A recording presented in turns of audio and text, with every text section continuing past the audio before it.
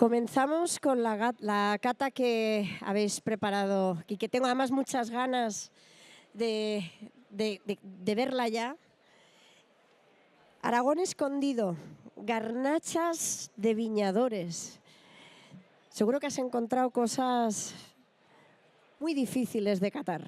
Sí, Sí, porque Fernando es una persona que cuando hay una cata es capaz de encontrar lo inencontrable.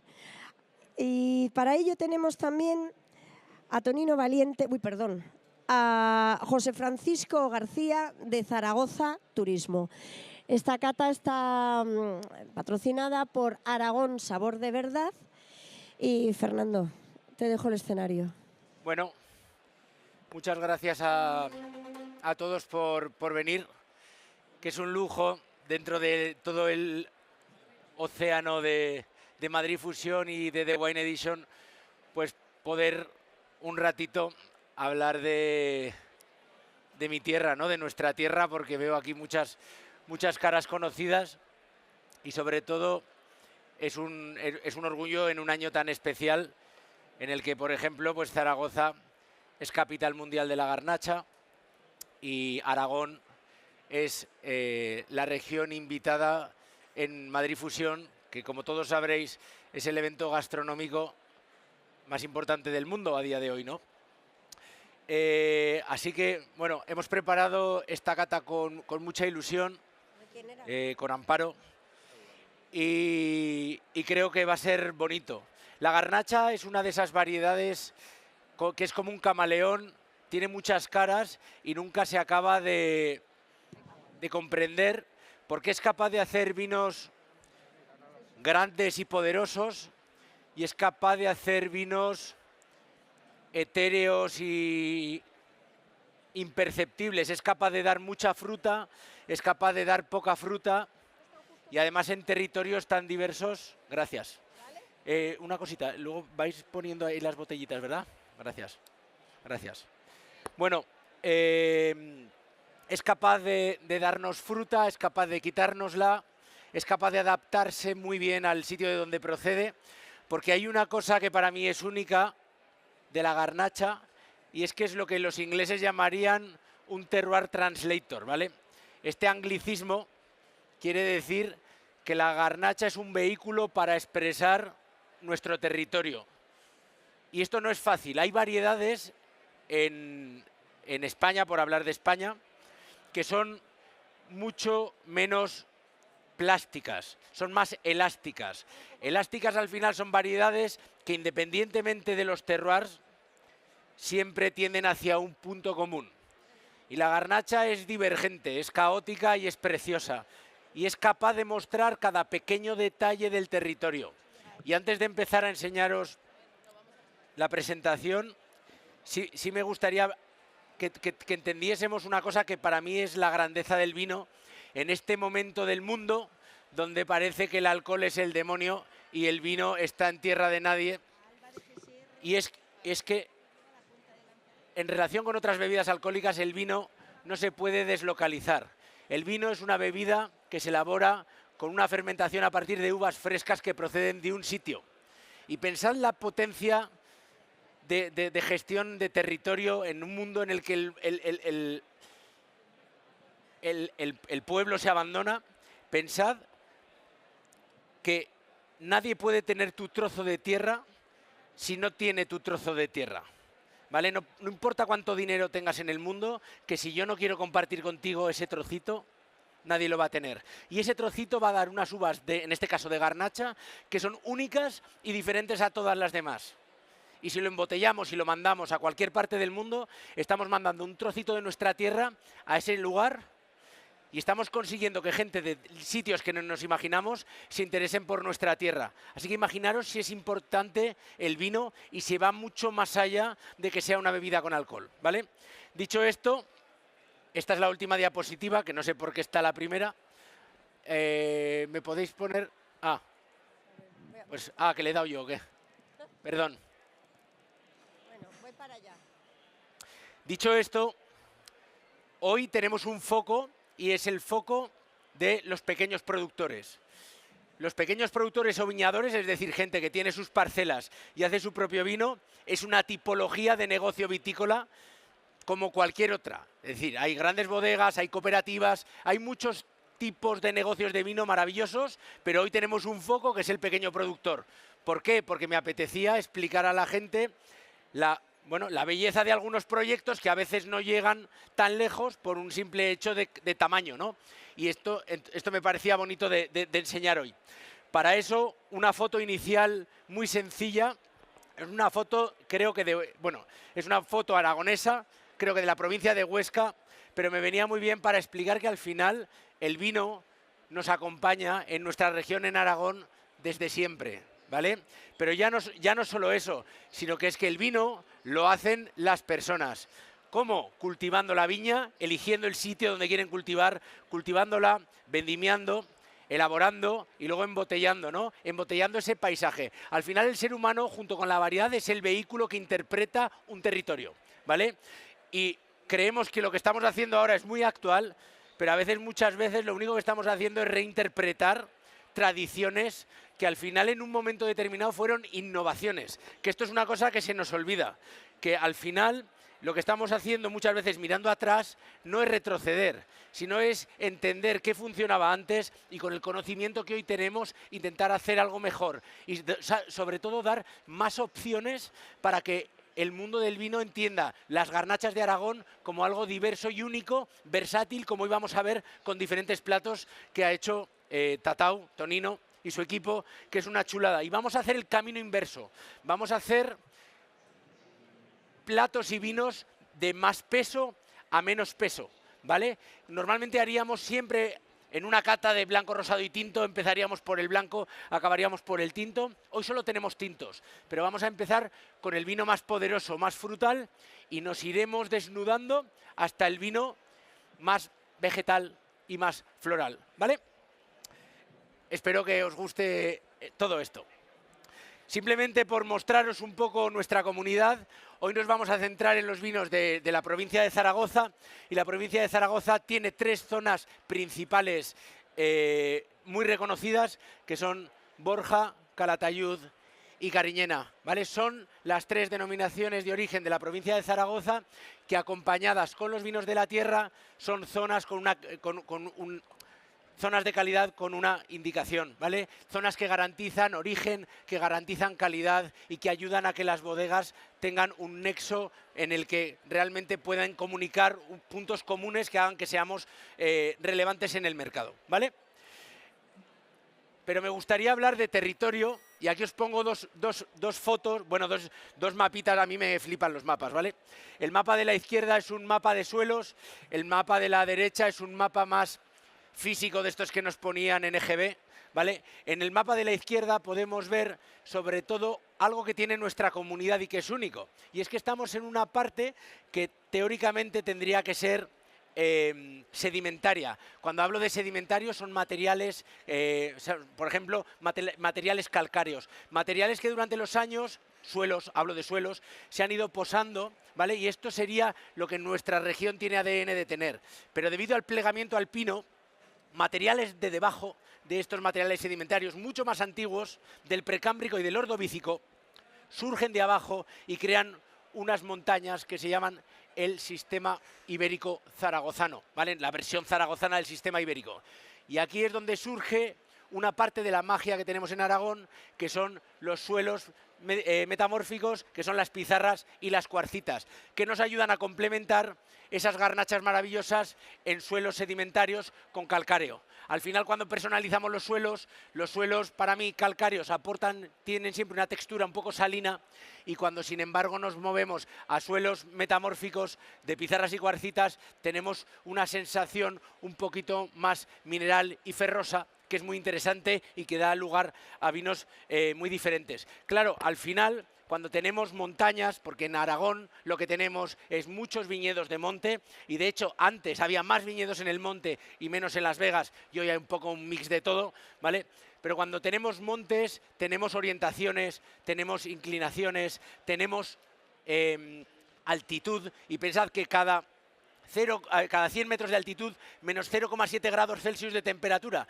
Y eso quiere decir que a veces nuestra región, que es una región de clima continental, porque tenemos el mar lejos, y eso quiere decir que tenemos veranos muy calientes y tenemos inviernos muy fríos, y una pluviometría bastante baja, pues gracias a los montes y las montañas, ¿qué es lo que pasa? Que conseguimos mitigar el efecto del calor teniendo vinos equilibrados y bonitos. Entonces, por un lado tenemos los tipos de suelos, pero por el otro es muy importante pensar la altitud y la orientación de nuestros viñedos. Así, por ejemplo, en Borgoña, una de las zonas más importantes de vino del mundo, los Grand Crus, los grandes viñedos, los sitios únicos miran al sur porque están en una latitud muy diferente a la nuestra y necesitan extra de calor para ser buenos.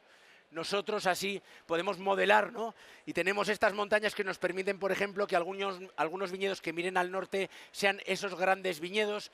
Si están en altura, si están bajos o si están en altura, las laderas sur, en este caso, nos favorecerán más para tener madurez suficiente, ¿vale? Toda esta complejidad hace que en Aragón se puedan hacer, pues, algunas, en mi opinión, de las mejores garnachas del mundo. Y esto es lo que vamos a hablar hoy, ¿vale? Vamos a empezar con un vino y ahora sí que pediré a la cocina que traigan el primer plato, que no lo tenéis. Bueno, si tenéis un pequeño aperitivo y permitid, a ver si me viene Tonino, por favor, y podemos hacerlo. Pero bueno, mientras tanto os hablaré de que tenemos 6 bocados más 1 y este primer bocado de aquí es una garnacha sólida que espero a que me lo vengan a explicar. Y mientras tanto vamos a hablaros de una primera zona y una primera bodega. Vamos a empezar por una de esas zonas maravillosas donde la garnacha nace, que se autodenomina el Imperio de la Garnacha y que hace grandes garnachas desde hace muchos años. De hecho, algunos de sus proyectos vitícolas fueron los que en unos momentos determinados hicieron que Aragón empezase a mirar a las garnachas viejas que nadie quería en un momento determinado. Pues bueno, que es el Campo de Borja. Vamos a empezar con este territorio para mostraros algo que para mí es interesante, que es esto, la nueva generación. A veces hay proyectos que surgen de cero y a veces hay proyectos que surgen de un relevo generacional y eso es maravilloso. Todo siempre es bueno si la gente lo hace bien, ¿no? Estamos hablando de una bodega que se llama Bodegas Román y que están en un pueblo maravilloso de Campo de Borja que se llama Tabuenca.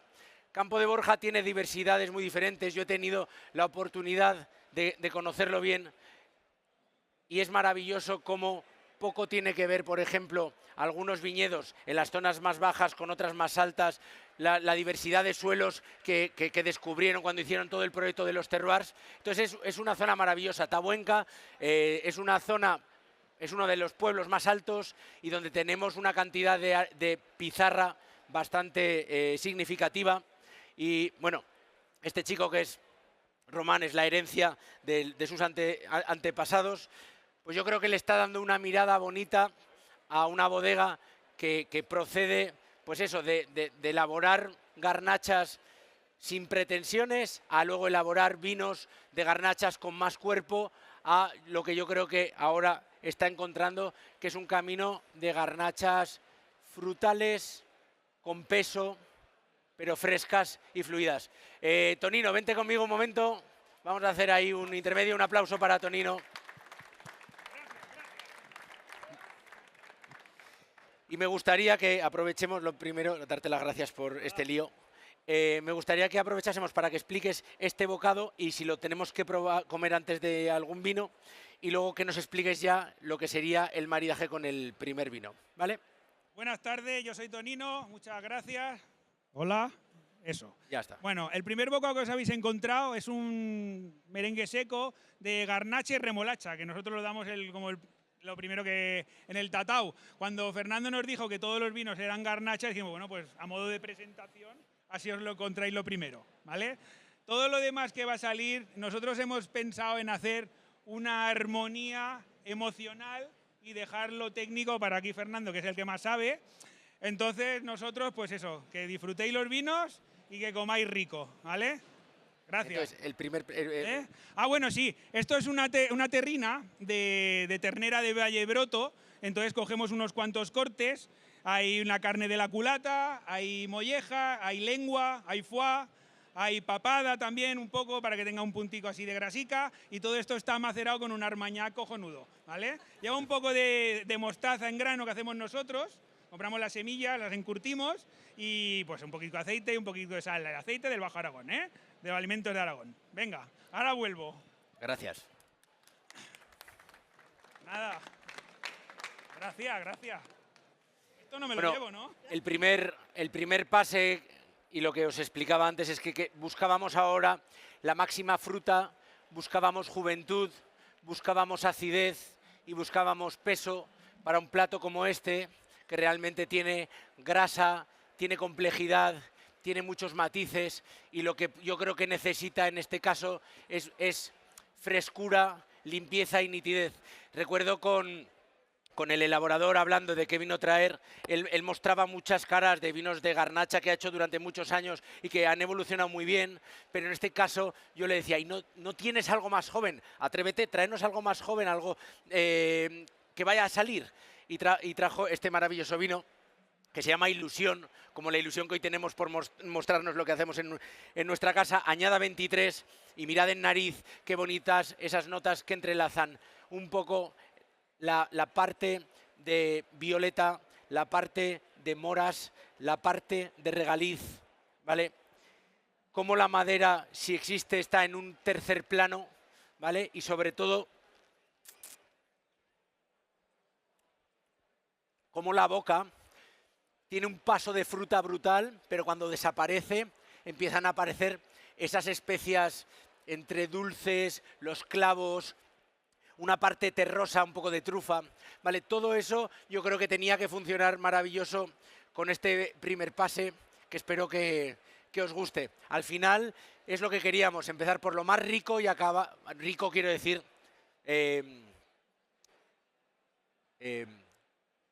rico. Y acabar por lo más sutil, porque creo además que todas ese camino que vamos a hacer inverso de garnachas y de fortaleza va a ser muy, muy interesante, ¿vale? Bueno, espero que os haya gustado el primer vino, que os estéis disfrutando de este plato. Y bueno, una de esas tantas fotos preciosas de Campo de Borja, ¿vale? Es uno de esos viñedos, por explicaros también un poquito, en nuestra región todavía queda una gran cantidad, cuando digo en región, digo en Aragón y en la provincia de Zaragoza, queda una gran cantidad de viñedo viejo. La garnacha es la reina en tintas, el macabeo y la garnacha blanca en blancas, sobre todo muchos viñedos en secano y muchos viñedos con este tipo de suelo que al final es una mezcla de materiales gruesos y materiales finos que hacen que el poquito agua que tenemos pueda estar disponible para las viñas que ya pasan suficiente sed, ¿vale? Ahora vamos a cambiar de zona vitícola, nos vamos a coger el coche y de Tabuenca nos vamos a ir a Cered, ¿vale? A Cered, y ahí vamos a conocer a nuestro próximo amigo, que es Manuel Castro y su familia.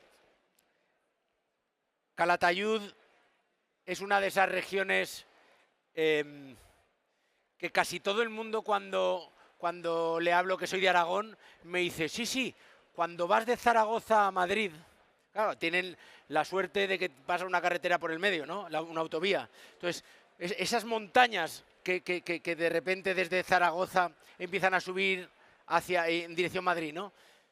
Claro, Calatayud si tiene algo es altitud. Y hay dos realidades que siempre explico en Calatayud. Tenemos como un plató, es decir, como una mesetilla calcárea, que es como si fuera un plato hondo, ¿vale? Y en los laterales del plato tenemos las sierras, la Sierra de la Virgen, la Sierra de Vicor, unas sierras diferentes, y todas estas sierras lo que hacen es albergar algunos viñedos en altitud. Entonces, en Calatayud hay como dos realidades maravillosas, y es que puedes hacer vinos en suelos calcáreos, frutales y salinos, y puedes hacer vinos minerales y complejos con una cosa muy distintiva que suelen tener los vinos de Calatayud de monte, de la parte un poco más precámbria, que es como una nota como de grafito.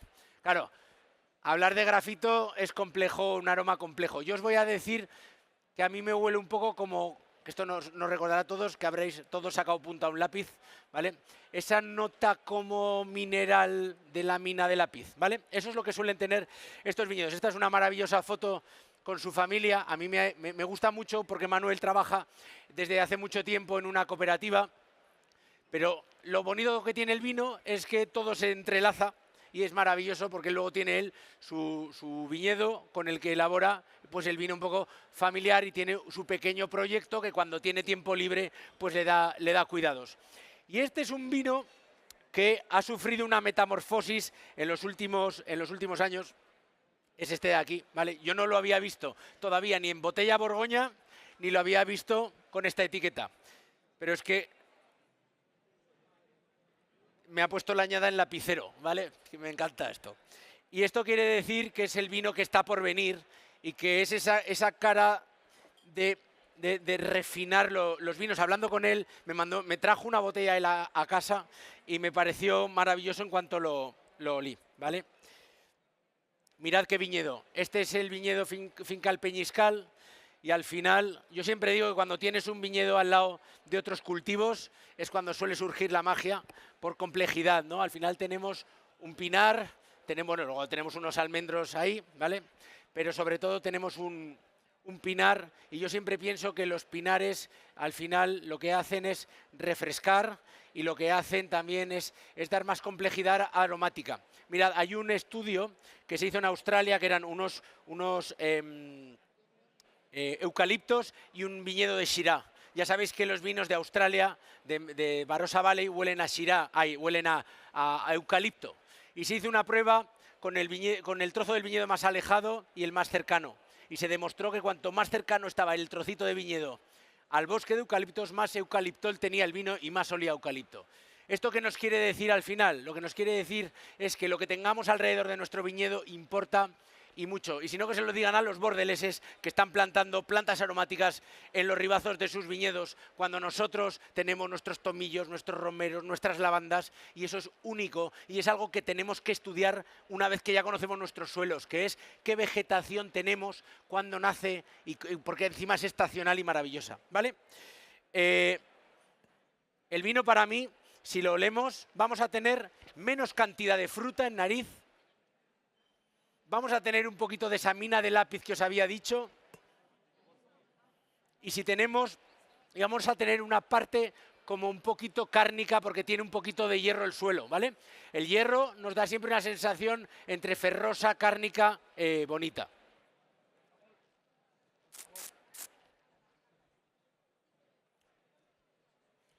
¿Habéis visto la trama que tiene el tanino? Es un tanino firme, es un tanino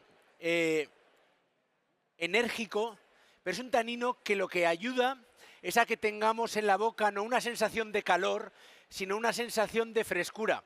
Al final él trabaja con un poquito de uva entera, es decir, un poquito del raspón, que mal utilizada hace que los vinos sepan a vegetal, y bien utilizada en las viñas adecuadas, pues te puede ayudar a reforzar los taninos dulces que vengan de la uva o de la madera, a reforzarlos con un poquito más de energía, ¿vale? ¿Veis cuánto de diferentes son los vinos? Y si no lo estáis viendo todavía, solo coged la copa número 1 y oledla sin meterla en la boca. Y vais a ver qué diferente es la nariz del vino número 1 al vino número 2. Y ahora, Tonino, por favor, ven aquí. Por favor. Bueno, en este momento, el platillo que tenemos delante es un mar y montaña, y de aquí lo que quisiera destacar, que es lo que mejor queda en esta ponencia, es la salsa. La salsa es una demi-glace académica, como il faut, como Dios manda, con la reducción de, primero se doran los huesos y la carne y tal cual, la bresa, la verdura se rehoga, y en ese punto es cuando ponemos el vino, la garnacha que tenemos aquí reducida, caramelizada, poco agua para conseguir que queden esos matices, esa acidez que contraste con los 700 kilos de mantequilla que le ponemos al final, que es lo que al final hace que esté rica. El vino de desglasar y la mantequilla. Gracias. Hay que comérselo todo, que he visto algún plato que vuelve, ¿eh? Gracias. Lo que quiero lo que quiero que veáis, este plato tiene esa parte de tostados, de la mantequilla tostada que nos acaban de contar. Tiene también esa parte un poco oleosa de la salsa. Incluso tiene ese punto de cuando cocinas el vino que genera como esa sensación un poco de manzana cocida. Entonces, para mí, haber trabajado con el vino anterior hubiera sido también posible, pero hubiera habido un exceso de fruta. Aquí lo que tenemos es ese tanino firme y enérgico que lo que hace es contrarrestar, en este caso, la acidez del vino y, sobre todo, ayuda a reducir la sensación oleosa del plato, que es bastante grande, ¿vale?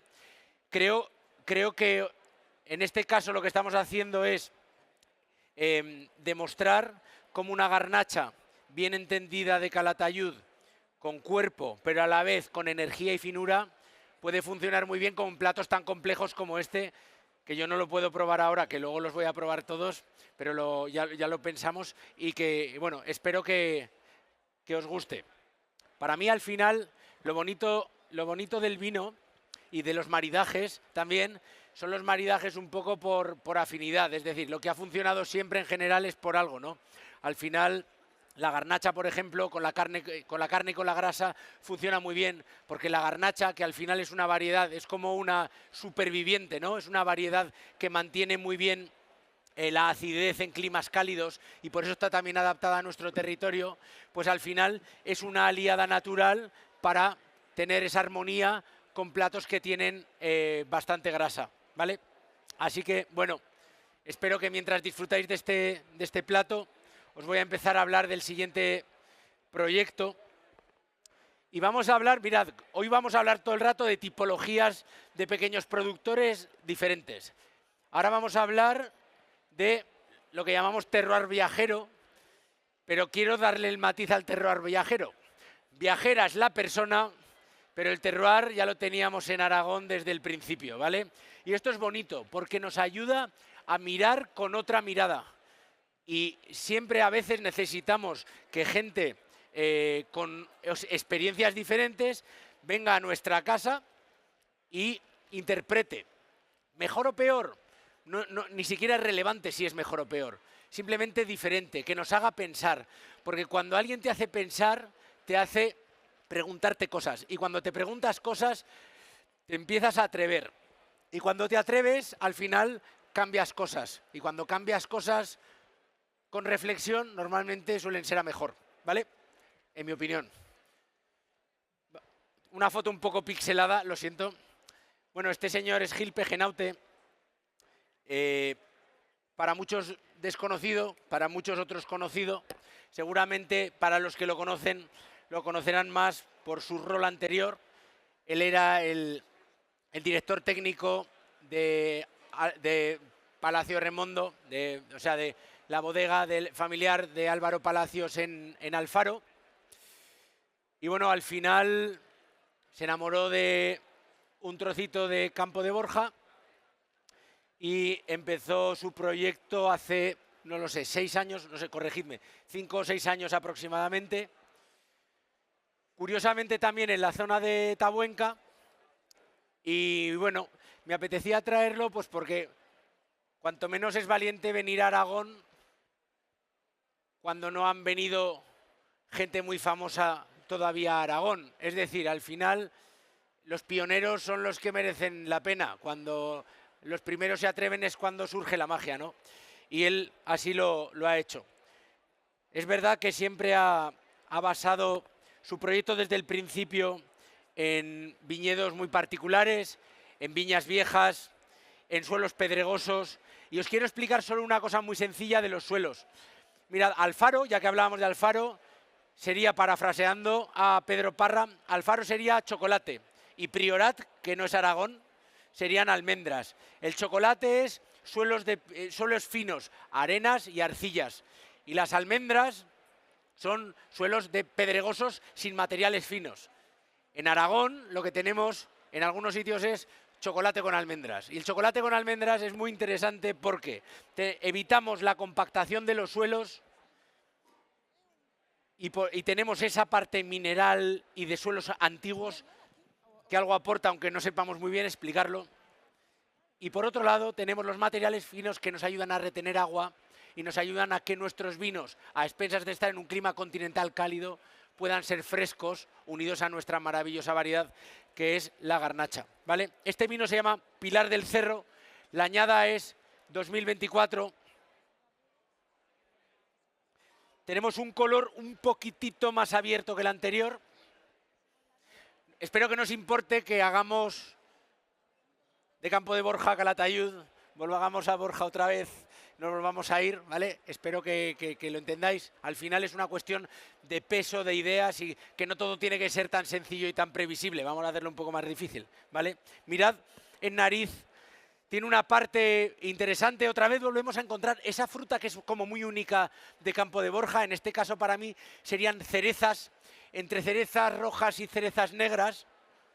Hay una parte un poco vegetal que me recordaría un poco al hinojo, y cuando a mí me empiezan a salir algunas partes vegetales en los vinos de las garnachas, me gustan porque es como proporcionarle una tercera dimensión, ¿vale? Creo que este es uno de esos casos bonitos.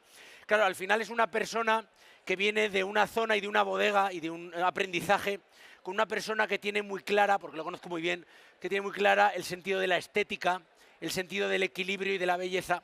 Y entonces, cuando tú hueles este vino, directamente hueles un equilibrio maravilloso entre fruta, hierbas aromáticas, incluso se atisba ahí un pequeño toque cítrico que lo hace refrescante. No sé si os estáis dando cuenta la imperceptibilidad de la madera. O sea, en Aragón ya, yo creo que ya, o sea, el mercado ha pasado a un ciclo y en Aragón estamos pasando ese ciclo donde la madera era más importante, no más importante, pero era un protagonista que a determinados vinos llegó a estar a la par. Creo que lo bonito es esa reflexión de creer en nuestro territorio, de creer en nuestras garnachas, en nuestros suelos y en lo nuestro, y empezar a mostrar vinos así de bonitos. En la boca tenemos algo un poquito diferente. Tenemos esa parte frutal y floral, pero tenemos una sensación de tanino que en este caso no viene del raspón.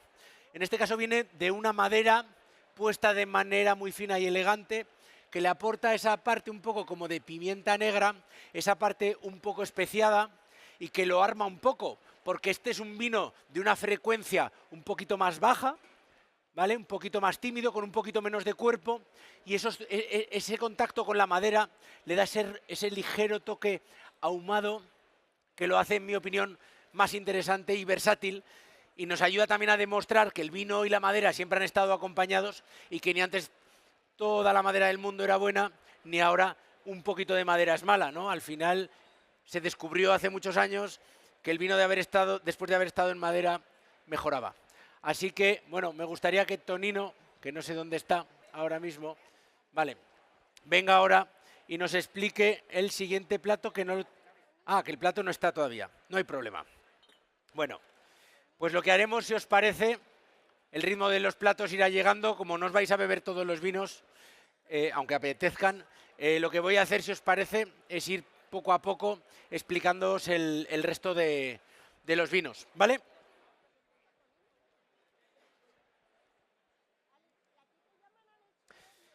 Mirad, si hay alguien que... Bueno, el vino somos personas. Cuando hablamos siempre del terroir, no nos podemos olvidar de que aparte de el fuego, el agua, el viento, y ya no me acuerdo, y la tierra, hay un quinto elemento que es el ser humano, ¿vale? Y el ser humano es el que hace posible una buena o mala interpretación. De hecho, llevo mucho tiempo pensando una cosa, y es que un vino me interesa cuando alguien es capaz de interpretar un suelo y modelarlo con la añada. Y esto es un poco complejo de entender. Es decir, al final transportamos ese viñedo a una botella de vino, pero lo que diferencia el vino de bebidas con gas o con taurina o toda esta historia que bebe la gente es que el vino depende de la climatología de ese año. Y aunque el vino es tremendamente complejo para entender para la gente, y eso es una barrera a veces, es cierto que aparte de imprimir el sitio, imprime el momento. Es una fotografía de lo que ha llovido, del sol que ha hecho y de la interpretación de la persona. Porque no es lo mismo interpretar bien que interpretar mal, ¿no? Entonces, la persona es fundamental y en mi caso ahora es que me toca de cerca. Hay un señor, para mí, que, bueno, igual que muchas otras personas han hecho mucho por los vinos de Aragón, pero a mí me enseñó en un momento prematuro, cuando yo sabía más de tornillos que de zarcillos, ¿vale? Y es Jesús Navascués. Y bueno, ahora vamos a probar un vino de estos dos fenómenos queridos por muchos, ¿vale? Que es Jesús Navascués y su hijo y mi amigo Jorge Navascués. Y sobre todo, una visión contemporánea de una región maravillosa que es Cariñena. Y digo que es maravillosa en exclamaciones, porque Cariñena tiene también, como todo, ya sabéis el dicho de no todo el monte es orégano, ¿vale? Pero hay orégano en muchos sitios, ¿vale? Y en Cariñena hay algunos de los grandes viñedos de garnacha de nuestra tierra, ¿vale? Al final pensad que las regiones o las denominaciones, las comarcas, pues al final tienen diferentes zonas, ¿no? Entonces, en Cariñena tenemos como dos partes para mí muy diferenciadas, que es la zona más llana, y luego tenemos la zona de la sierra. En este caso la sierra principal es la sierra de Algairén, ¿vale? Que linda por la parte de atrás con Calatayud y con la comarca de Valdejalón hacia allá, ¿vale? Para vosotros hacia la derecha, perdón. Y bueno, ellos elaboran, llevan haciendo, bueno, Jesús Navascués nació en una bodega en Fuentejalón, que eso es Campo de Borja, ¿vale? Pero lleva ejerciendo muchos años en bodegas de todo Aragón, en provincia de Zaragoza, provincia de Huesca, provincia de Teruel, y muchos de los grandes vinos que ha tenido esta tierra han pasado por sus manos. Y su hijo Jorge ha seguido sus pasos, ha aprendido de él, asesora algún proyecto también en Aragón. Es muy conocido también porque hoy es el alma mater de una gran bodega que se llama Contino en La Rioja. Y juntos, y con más ayuda, decidieron crear su propio proyecto que se llama Familia Navascués. Siempre tienen, yo por lo menos con Jorge, tienen siempre esa parte un poco familiar. Bueno, ahora seguiré con ellos. No, necesitamos ya tienes esto. Venga, este bocadico muy rápido, ya veréis que son dos ganchadas que digo yo. Es una ensaladita de contrastes. Nosotros nos gusta ponerlo siempre, está en el menú, pero es muy de temporada, entonces va cambiando conforme, pues eso, va saliendo las verduras y todo esto diferente. Ahora mismo aquí hay olivas negras, hay boniato asado, hay salazones, hay acidez, hay una vinagreta que tiene un vino blanco. ¿Cómo se llama este? De Ayerbe, ¿eh? Le hacemos la vinagreta con mi compadre de Edra y entonces pues eso, es una dos ganchaditas muy rápidas, veréis que hay un montón de matices y ahora viene otro plato muy rico de aquí de Huesca. Gracias, muchas gracias. Oye, para ser catalán tienes un acento aragonés. Llevo 15 años pagando impuestos en Huesca. Por eso. Bueno, mirad cómo la misma uva todo el rato nos ha permitido comernos una terrina de casquería, nos ha pasado a ese plato anterior con tanta mantequilla, con esa demi-glace, con el vino cocinado, y ahora la misma uva con el vino anterior, que era el vino de Gil Pejenaute, nos permite comernos una ensalada, ¿vale? Y muy bonito, no sé si os acordáis, que os hablaba de la parte vegetal que encontrábamos en la garnacha de Gil Pejenaute de Tabuenca, ¿vale? Pues me parece chulísimo hilarlo con esta ensalada, con la escarola, que si hay algo que tiene parte vegetal es esa escarola, con la parte un poco cremosa de la cebolla y dulce, que contrasta muy bien con la parte ácida otra vez de la garnacha, y sobre todo creo que hay alguna salsita, no sé si es que esto no lo sé si es romescu o no, pero bueno. Tiene ahí una parte de alguna salsa cremosa con grasa y oleosa con aceite, que al final funciona cada vez mejor con los vinos que tienen menos peso y más acidez, ¿vale? Volvemos a los navascués, ¿vale? Y bueno, ya os he dicho que esto iba un poco también de personas. Y bueno, ellos decidieron, después de muchos años asesorando, atreverse a tener sus propios viñedos, a construir su propia bodega en un sitio muy concreto, que es el pueblo que está pegado al mío, que se llama Almonacid de la Sierra, ese pueblo.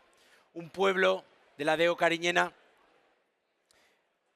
que tiene realmente una tradición vitícola brutal. O sea, el pueblo respira vino. Tú solamente tienes que llegar al pueblo y empezar a subir por cualquiera de sus cuestas para acabar en una de esas maravillosas bodegas cueva. Algunas de ellas, pues aquí tenemos a un señor que tiene una de las más bonitas. Pero bueno, un pueblo que respira vino, que respira garnacha y en la que, pues bueno, ha llegado unos cuantos proyectos nuevos, no de conocimiento, sino nuevos, de que han empezado ese emprendimiento hace poco y están mostrando la cara bonita de los vinos de sierra dentro de la dehesa cariñena, ¿vale? Cuando vemos este vino, que es Mancuso, muy noble por parte de Jorge no querer traer su más de Mancuso, sino querer traer su versión más fluida y su versión más desnuda. Y bueno, yo creo que si lo miramos, seguimos cayendo un poquito en capa. Pensad una cosa muy importante, la garnacha es una variedad de piel fina, ¿vale? Una garnacha de piel fina, para aquellos que sepáis un poco menos de viñas, quiere decir que el color del 99,9% de las uvas, menos excepciones, lo digo para evitar, pues la garnacha tintorera, no, bueno, el 99% de las uvas, la pulpa es transparente y en la piel es donde están los polifenoles y los antocianos. Y los antocianos son los responsables del color. Cuanto piel más fina tengas, menos color natural vas a tener.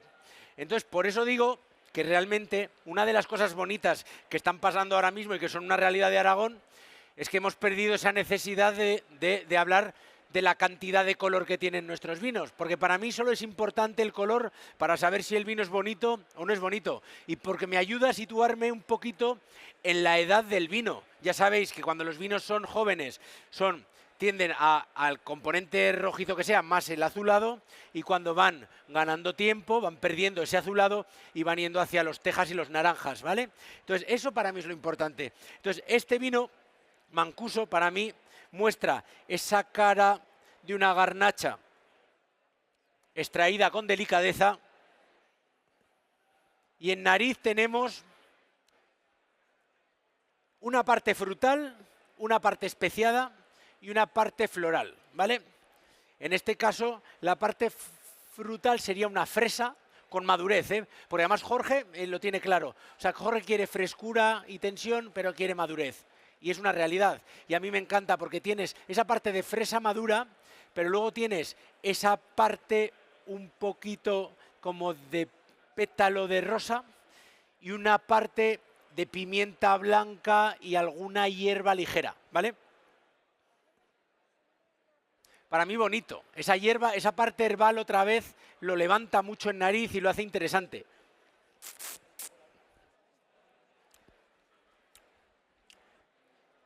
Y mirad la boca.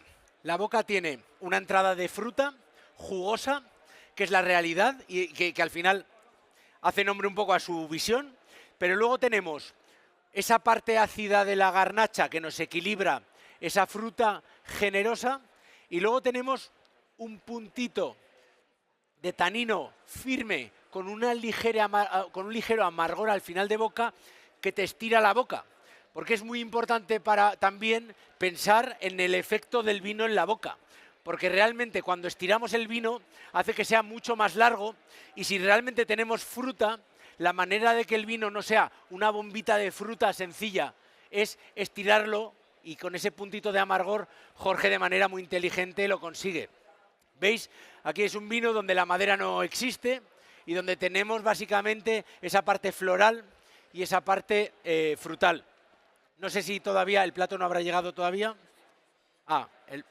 Pues entonces lo que necesitamos es que venga ese señor otra vez a explicárnoslo, ¿vale? Cuando podáis. El cocinero. ¿Vale? Bueno, voy a seguir avanzando. Ahora os voy a contar la historia de un señor que es de los casos más curiosos que acabase en Calatayud, ¿vale?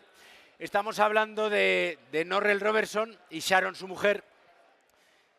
Él es escocés, ella es inglesa y un tío que empieza estudiando ciencias políticas, que acaba estudiando enología en Australia, que empieza a ser asesor para una empresa inglesa para elaborar vinos en diferentes zonas del sur de Francia y de España, acaba llegando para uno de esos proyectos a Aragón y contra todo pronóstico pues se enamora de Calatayud y se queda a vivir allí, ¿vale? Cuanto menos una historia curiosa. Paro y nos cuentas. Venga, pues muy rápido. Esto es un ravioli de pasta fresca que hacemos en casa. Nosotros no utilizamos nada de quinta gama, todo lo hacemos allí. Va relleno de un rustido, es un guiso de pollo de poleñino del Corral de los Monegros, ahí en el desierto. Un proyecto muy guay, de avicultura responsable. Y bueno, lleva una salsa también muy clásica que se llama albufera, del recetario del Larousse de la gastronomía francesa, y un poquito de trufa negra, que estamos en pleno apogeo. Ahora todo el mundo la compra para Navidad, la paga 1000 y pico pavos, y ahora es cuando hay que comer trufa, que es cuando está en su mejor momento de madurez y mucho más barata. Muchas gracias. Bueno, briconsejo. Bueno, mira, si hay uno de los productos, de hecho, creo que fue en un estudio, en este caso creo que fue un estudio vuestro, de Campo de Borja, donde se hablaba de que uno de los aromas de la garnacha eran los empirumáticos, que eran los relacionados con la trufa, si no me equivoco, ¿no? También relacionados con otros aromas de la garnacha, que es el TDN, que eso lo hablamos luego, ¿vale? Bueno, entonces, yo creo que todos estos aromas más complejos, como esas notas de trufa, de suelo, de mineral en los vinos, surgen más cuando tenemos vinos un poquito más controlados en extracción, porque si no, la fuerza del vino es tan grande que perdemos un poco esos pequeños detalles, ¿no? Entonces, pues claro, yo creo que esta parte un poquito como mineral que tiene el vino de Mancuso, ¿vale? Creo que puede funcionar muy bien con la trufa. Y bueno, yo creo que el ravioli también, que es un poco poderoso, la salsa necesita acidez, y yo creo que esta es una garnacha bastante ácida y bastante equilibrada. Así que espero que lo disfrutéis, que me estáis dando una envidia, que luego lo voy a probar todo. ¿Vale? Vuelvo con nuestro escocés volante. Bueno, Norrell acaba, entiendo que elaborando para otras personas al principio en Calatayud, y poco a poco se va conociendo el territorio, se va enamorando de la tierra. A ver, que enamorarse de Aragón es fácil, o sea, quiero decir. Entonces, acaban comprando pequeños viñedos, poco a poco. También compra uva a otros viticultores y poco a poco pues va elaborando sus vinos con su visión, que además lo bonito que tiene la mirada anglosajona es que es muy adaptable.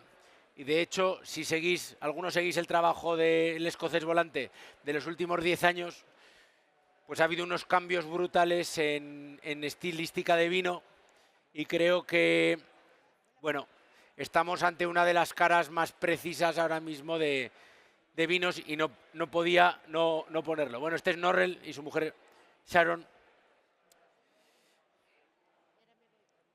El vino se llama Mata Quemada, es uno de sus vinos de parcela.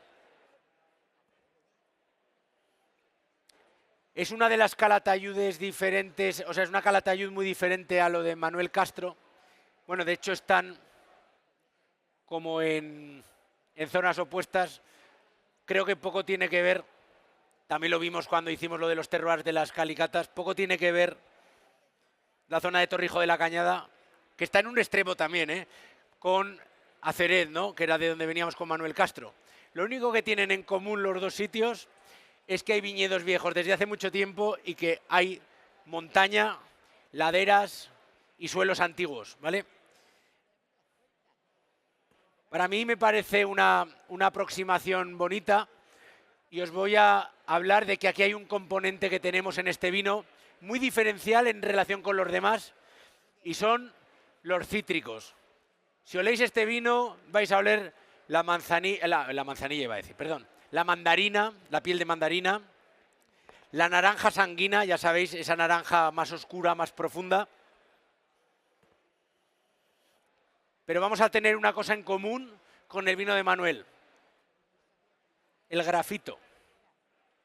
Esa parte de mina de lápiz. Lo que pasa que con una frecuencia diferente, porque ahora le arrebatamos la fruta al vino, lo desnudamos y entonces ¿qué sale más? Los cítricos y esa parte mineral. Yo creo que no sé si me seguís en el estilo que estoy intentando explicar.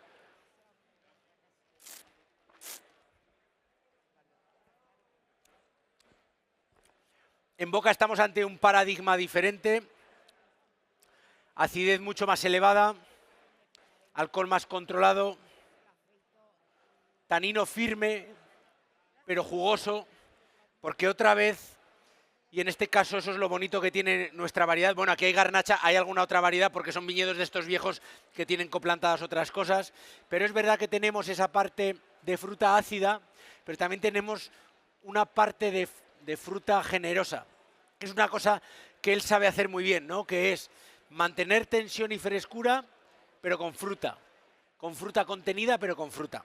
El grado alcohólico, chicos, la verdad es que no lo sé. Bueno, son 13 grados y medio. Es cierto que pensad, yo cuando veo las botellas viejas de todas nuestras regiones, estábamos de los 60, 70, en botellas complicadas de ver.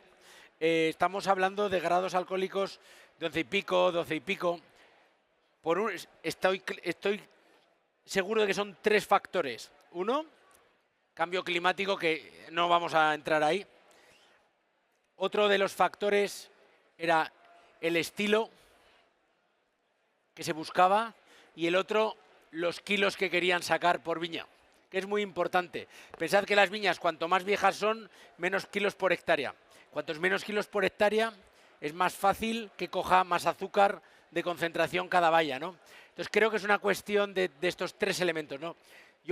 A mí me gusta ver vinos de 13 grados y medio. Estamos en un momento donde la gente busca vinos con un grado alcohólico un poquito más bajo y tenemos que buscar, no todo el monte es orégano, no todo el monte es Aragón, ya quisiera, pero sí que es cierto que algunos viñedos en todas las regiones de las que estamos hablando son capaces de dar vinos así con un gradito alcohólico más controlado.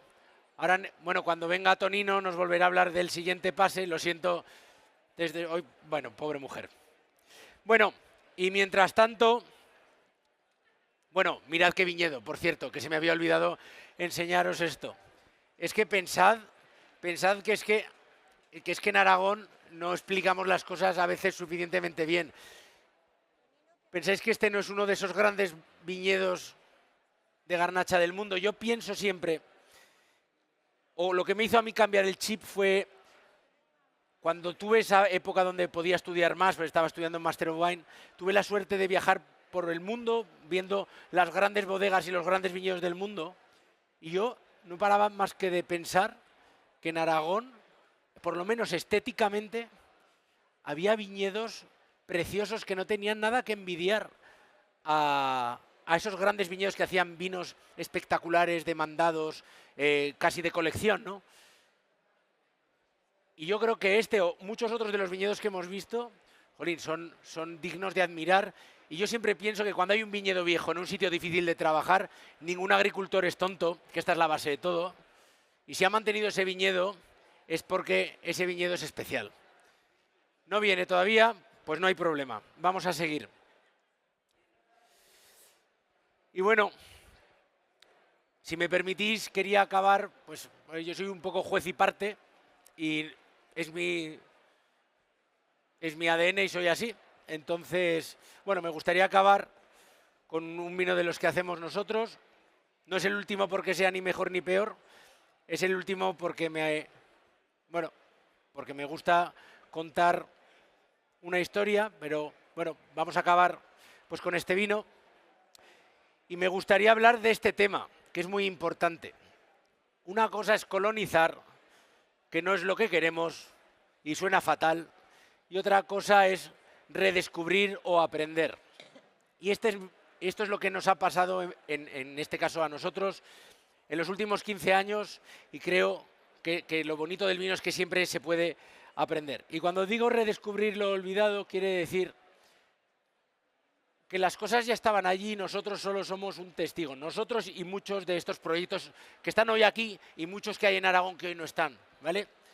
¿Y qué es eso de lo olvidado? Lo olvidado son viñedos de monte, viñas de garnachas, de macabeos, de variedades que han estado siempre en nuestro territorio, en viñedos difíciles de trabajar, en suelos difíciles de trabajar, con aislamiento, y que siempre han estado ahí y, bueno, quizá han sabido esperar el momento adecuado, pues a que llegásemos pues otros en el momento adecuado y que empezásemos a retrabajarlos, ¿no? Porque para que hoy haya viñas viejas, para que haya un viñedo de 100 años, hace 100 años alguien tuvo que plantar un viñedo y durante 100 años se ha cuidado ese viñedo, ¿vale? Y lo bonito de los viñedos viejos es que aparte de ser viejos, tienen un material vegetal que no procedía de clones, ¿vale? Tenía un material vegetal que procedía de otras viñas. La diversidad era mucho mayor. Y antes se plantaba, con todos mis respetos, en Aragón por lo menos, donde no se plantaba viña, donde no se podía plantar otra cosa. De hecho, si vais a nuestra tierra, en los montes veréis lo que yo llamo las laderas, las terrazas del hambre, ¿vale? O sea, es decir, cuánto hambre había que pasar en Aragón para tener que hacer esas terrazas en montes para plantar 4, 5, 10 cepas en una hilera, que hoy, lógicamente, ya no existen, pero que existieron. Entonces, lo bonito en nuestro caso ha sido el aprendizaje de ver que había muchas cosas que estaban ahí y que lo que necesitaban pues era en ese momento pues un poco de cariño. Y así es como nace Bodegas Frontonio, pues recuperando pues los viñedos de una zona muy determinada, que es viñedos de la comarca de Valdejalón, que tenemos algunos viñedos dentro de la DEO Cariñena, otros dentro de la DEO Calatayud, más luego los de la IGP Valdejalón, que es un lío, pero nuestra naturaleza es hacer las cosas difíciles, porque para hacerlas fáciles pues no es nuestro ADN, ¿vale? Este es Mario, porque siempre salgo yo aquí dando la brasa, pero Mario es una de las partes importantes, bueno, es la mitad de importancia de Bodegas Frontonio. Tiene su bodega familiar en un pueblo que se llama Épila. Además de eso, elabora vinos en una de las cooperativas de Campo de Borja. Y aparte, pues es mi compañero de aventuras y también desventuras, ¿vale? Vamos a probar un viñedo que se llama La Tejera y que para nosotros fue importante porque tuvimos un aprendizaje maravilloso, que era, antes de cambiar una cosa, no te creas que eres el más listo, sino que intenta entender por qué esa cosa era así. Y os pongo un ejemplo. Este viñedo tenía, algunas de las viñas tenían entrelazados sus sarmientos como haciendo una cesta, ¿vale? Como un cordón trenzador raro, ¿no? Y nos asesoraron que eso había que quitarlo. Y yo, pues es la parte romántica que tengo por ser un outsider, dije, joder, vamos a dejar 4 o 5, aunque quitemos los demás, para ver realmente por qué estaban. Bueno, pues déjalos. ¿Qué pasó? Que todos los que cortamos, ese año no tuvimos uva. ¿Por qué? Porque ese señor sabía, y hoy ya lo entendemos, que ese viñedo tiene la parte llana que estáis viendo, más la ladera que no veis. En la parte llana, por la gravedad, es donde está todo el material fino, todas las arcillas, y por lo tanto el vigor. Cuando hay mucho vigor, la planta está tan contenta y tan alegre, para que lo entendamos, que no se dedica en fecundar sus flores, y entonces sufre de una cosa que se llama el corrimiento, ¿vale? Entonces no tenemos uva. ¿Qué nos pasó? Pues que ese señor, después de muchos años de experiencia, había descubierto que dejando lo que en Aragón llamamos uveros, pero lo que para que los trenzaba arriba, conseguía descargar fuerza y luego pues la planta se dedicaba a cuajar, ¿vale? Así que, bueno, En nuestro caso tuvimos que despedir al asesor, ¿vale? Una triste historia. Vale, chicos, vamos a acabar con este vino. Se llama La Tejera. ¿Por qué? Pues esto es muy simple. Porque era el sitio donde la gente cogía material para hacer las tejas, ¿vale? Y las tejas se hacen con arcilla. Con lo cual, otra vez estamos en ese paradigma de chocolate con almendras. El chocolate sería la arcilla y las almendras serían la cuarcita, que veis esas piedritas blancas, ¿vale? Una viña de casi 90 años, suelos que os acabo de explicar. Y bueno, una elaboración a nuestra manera, que es 100% uva entera, pisada a pies, macerada a largo, buscando la parte más etérea de la garnacha. Lo mismo otra vez, no es ni mejor ni peor, es un camino diferente el que nos ha gustado tomar a nosotros y lo que nos ayuda es a mostrar o para finalizar ese recorrido de las garnachas jugosas, maravillosas con fruta, yendo desnudando un poco hasta buscar la garnacha con más ausencia de fruta de las que hemos probado. Y no hablando de este vino, sino hablando de la garnacha en general. Yo dibujo la garnacha así, un triángulo con un círculo en el centro. En el centro está la fruta, en el centro. Y en las tres aristas tenemos cítricos, flores y hierbas aromáticas. Y nuestra decisión como ser humano es cuándo vendimiar y qué estilo queremos hacer. Si vendimiamos y maduramos más, la fruta virará de roja a negra, crecerá y será el elemento principal del vino. Si conseguimos concentrar la fruta en el centro de ese triángulo, desnudaremos la garnacha y ¿qué es lo que tendremos sobre todo? Cítricos, hierbas aromáticas y flores. ¿Y será mejor o peor? Pues ninguna.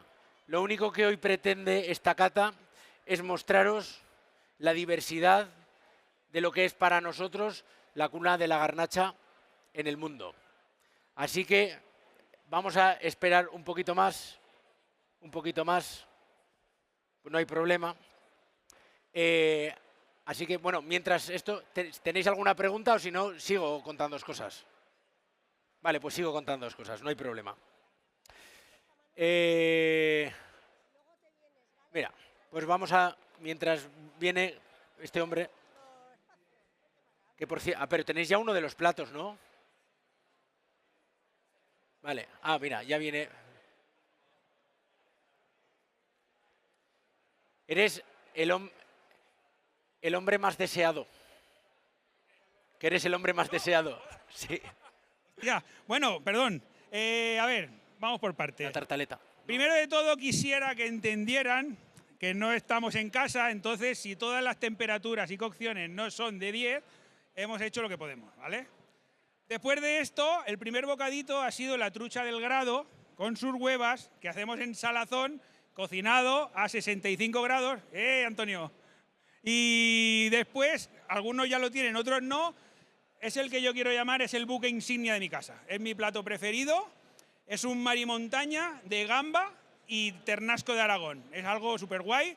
Usamos la gambita de Arenys y yo soy catalán, mi mujer es de Huesca, entonces ahí está todo enfrentado en el plato. Lleva un cremosito de coliflor y el ternasco nosotros lo que usamos es el sesito. Algo que ya normalmente no se come, pero nadie se lo deja. Todo el mundo se lo ponemos. Es un contraste, tiene también algún crujiente y tal. Es un trocito muy pequeño y les agradecería que se lo comieran, ¿sabes? Mucha gente lo deja de lado, pero bueno, venga, vamos allá, ¿vale? Bueno. Muchas gracias por todo, con esto me despido, ha sido un placer servirles y atenderles. Genio y figura, ¿eh? Un aplauso para este gran señor, para tu chica. Ha sido un placer esto. Gracias. Hasta la próxima. Gracias.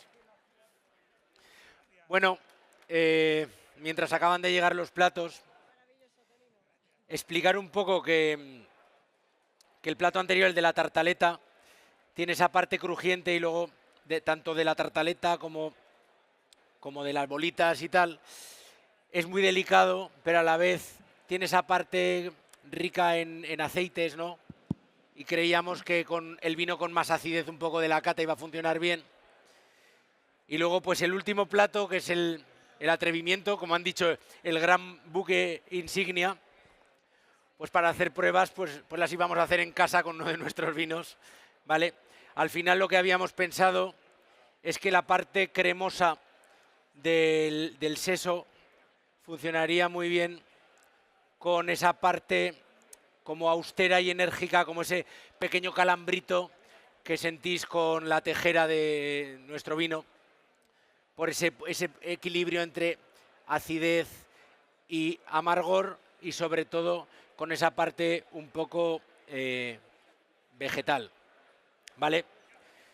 Para terminar y mientras todos acabáis de probar el plato, hablar de algo. Mira, yo llevo 10 años dando vueltas por el mundo, porque aparte de cultivar las viñas, hacer el vino, los que estamos en esta película tenemos que venderlo, porque como dice un señor muy importante en el mundo del vino español, dice que para que haya fiesta, alguien tiene que pagar la fiesta, ¿vale? Es una parte menos romántica, pero muy importante, y a mí ahora me enorgullece viajar. Mirad, cuando empecé hace muchos años, los vinos de España no estaban, salvo honrosas excepciones, en las grandes cartas de vinos del mundo.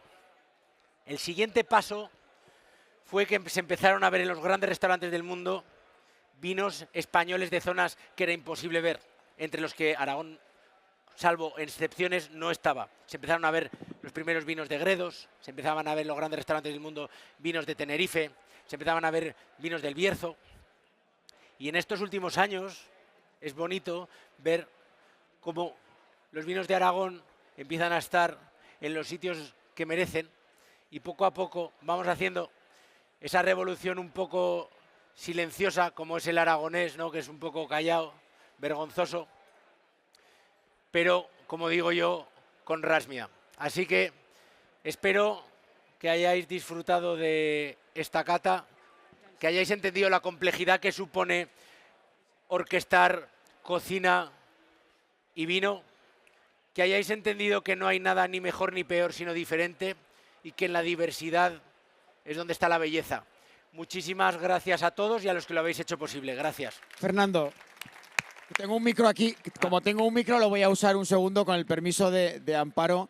Quiero agradecer que estoy aquí y habréis dicho, ¿qué hace este señor aquí? Que no hace nada, más que lo mismo que vosotros. Yo soy José Francisco García, el gerente de Zaragoza Turismo, para que no me conozcáis. Gracias, Amparo, por permitirme estar aquí y vivir esto más cerca que nadie. Ha sido fantástico. Como decía Fernando al principio, tenemos un proyecto en la ciudad de Zaragoza, que es Zaragoza, capital mundial de la garnacha, que recoge el territorio más cercano de estas 3 denominaciones de origen de los que hoy hemos probado estos vinos, para que Zaragoza sea el motor, no solo turístico, sino el motor de desarrollo de esos lugares. Y este año hemos estado con Aragón, con los compañeros de Huesca, de Teruel, haciendo un programa como comunidad autónoma invitada espectacular, yo creo. Hemos trabajado mucho. Agradecer muchísimo tu entusiasmo y tu capacidad de transmitir lo que es Zaragoza y el territorio que la rodea. Gracias. Y que os esperamos en Zaragoza y en Aragón. Y muchísimas gracias a todos. Gracias, gracias. Gracias, hombre. Pues como habéis visto es una cata maravillosa. Como conocemos tanto a Fernando, igual nos lo había dicho, pero lo habréis notado, Fernando, Master of Wine. Es un Master of Wine el que nos ha traído estas maravillosas garnachas de Aragón. Vamos a poner ahora un vídeo. Os pido, Amparo, que subáis, por favor, para esa foto de familia. Y os esperamos en la siguiente cata. Fernando, eres súper, pero súper. Gracias, que hoy has hecho kilómetros, ¿eh? Gracias. Ay, querido. Gracias. ¿Nos ponemos aquí?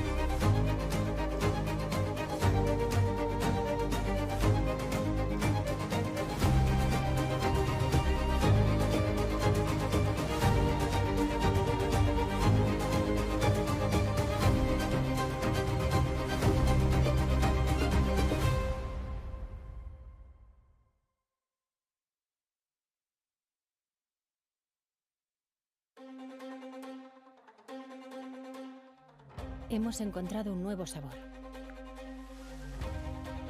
Un sabor que ya existía, pero que quizá se había olvidado. ¿Y cómo se consigue? Muy fácil. Con tierra de verdad, agua de verdad y personas de verdad.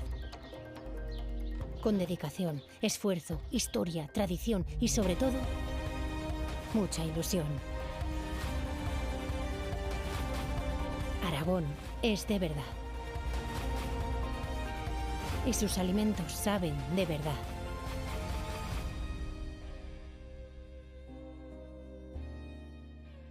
Aragón, sabor de verdad.